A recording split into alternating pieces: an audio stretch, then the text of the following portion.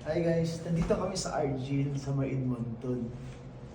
Kasi sinamahan ko yung kaibigan ko, naghahanap siya ng bahay. So alam niyo, ang laki-laki talaga ng ang laki-laki ng room namin for $85 lang.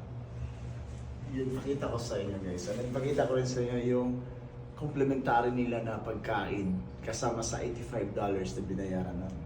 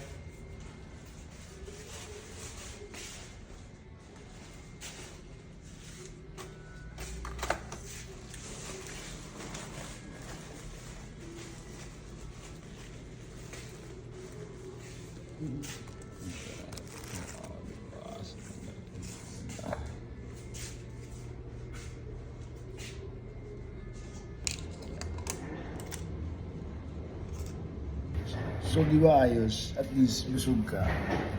Lusog. So nalilibre na yung breakfast mo. So yun lang guys, pinapakita ko lang sa inyo na malay nyo pag pupunta kayo dito. Punta kayo dito sa Argyle. Kasi mura no. Mura na, may spacious pa, and then free yung breakfast. So until next time guys, bye bye.